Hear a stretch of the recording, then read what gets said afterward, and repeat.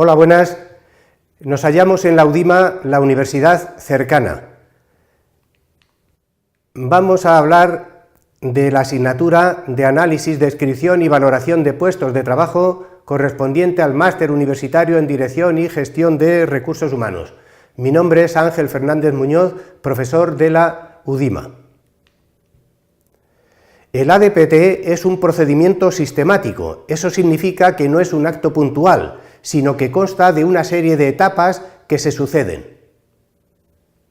Aquí tenemos las fases o etapas que hemos de recorrer para hacer un ADPT.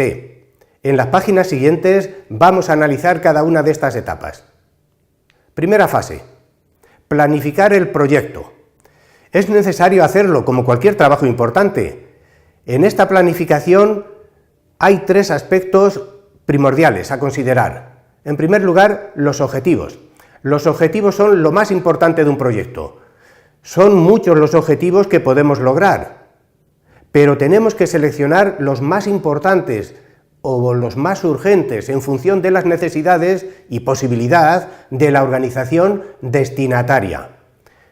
En todo caso, tenemos que saber con exactitud, con concreción y con precisión cuáles son los objetivos que nosotros perseguimos, ya que nos tiene muy advertido Séneca que no hay viento favorable para quien no sabe a dónde va. Lo primero es identificar el norte y solo después iniciar el camino, es decir, poner la brújula antes que el reloj. Segundo aspecto de la planificación: los puestos a describir. Se pueden describir todos los puestos de una empresa o solo parte. No hay nada que técnicamente impida describir todos los puestos.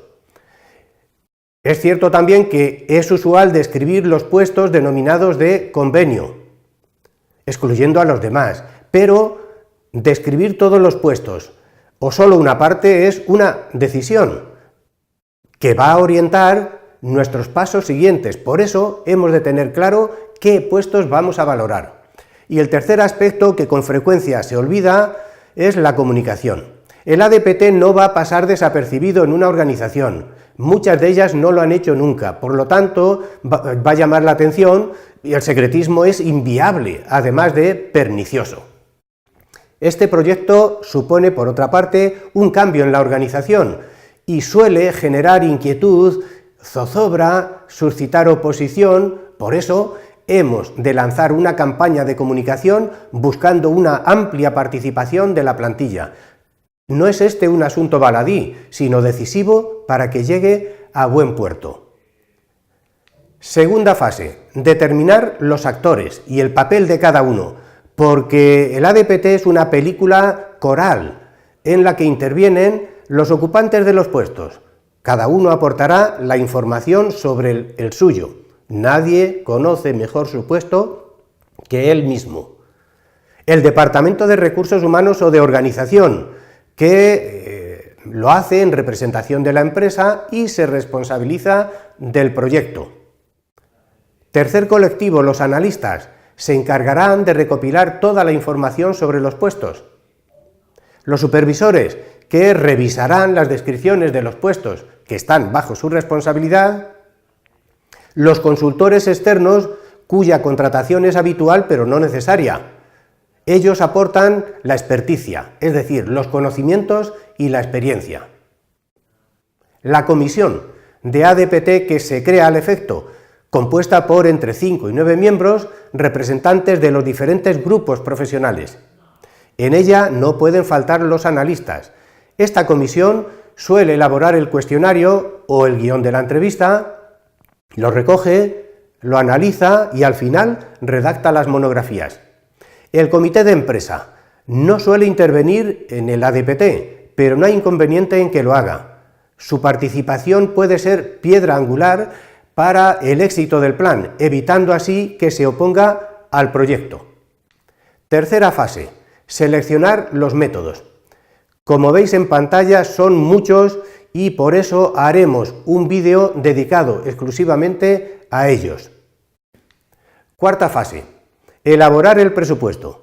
Naturalmente, el director de la compañía, antes de aprobar el plan, necesita saber el coste del proyecto, porque el ADPT incurre en costes, aunque no son elevados. Concretamente, contabilizamos el tiempo dedicado por el personal de la empresa, los consultores externos si es que los contratamos, la comisión de ADPT, sus retribuciones y su formación, el material, cuestionarios, fotocopias, archivadores, etc. Y la infraestructura física necesaria como despacho, ordenadores, adecentamiento de locales, etc.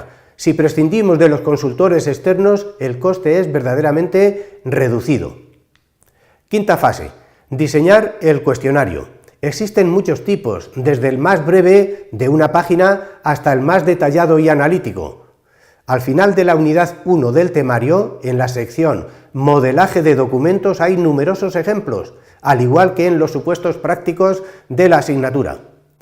A la hora de elaborar el cuestionario a aplicar, hay que elegir aquel que mejor permite alcanzar los objetivos que hemos establecido en la primera fase. Lo cierto es que la existencia de una respuesta depende de que se haga la pregunta adecuada. O, parafraseando la conocida cita de La paz y la guerra, os digo que, si quieres la respuesta, prepara la pregunta. Por lo tanto, hemos de preguntar todo lo que necesitamos saber de los puestos, por lo que hemos de hacer una larga sentada hasta estar convencidos de que hacemos todas las preguntas precisas. De todas maneras, sea cual sea el tipo de cuestionario elegido, todos ellos tienen 4 partes, aunque difieren, claro está, en su nivel de detalle. Datos de identificación, tareas, requisitos y condiciones de trabajo. Sexta fase: escribir la guía del analista. Una pequeña acción formativa será suficiente para que el analista sepa lo esencial del ADPT, y lo esencial y en lo que consiste su labor es en describir las tareas de los puestos, porque las tareas son la unidad básica habitual para describirlos. Enseñarle la diferencia entre tarea y función, y que cada tarea que responde a la pregunta ¿qué hace? Se suele describir respondiendo a las siguientes 5 preguntas clásicas: ¿cómo lo hace? ¿Con qué lo hace? ¿Para qué lo hace? ¿Cuándo lo hace? ¿Y cuánto tiempo le ocupa de su jornada laboral? En el temario, en la unidad 1, tenemos numerosos ejemplos de respuesta a esta pregunta. Cumplimentar el cuestionario. Tanto si lo escribe el ocupante del puesto como si lo hace el analista, hay que escribir solo hechos, tareas reales, lo que realmente se hace en el puesto, porque se trata de hacer una fotografía del puesto, tal como es, y escribir con una redacción clara, concreta, concisa. Si es necesario utilizar términos técnicos propios de la jerga profesional, hay que explicarlos para que el analista los entienda y los interprete correctamente. Evitar expresiones ambiguas, tales como puede, ocasionalmente, a veces, frecuentemente, etcétera, porque admiten muchas interpretaciones.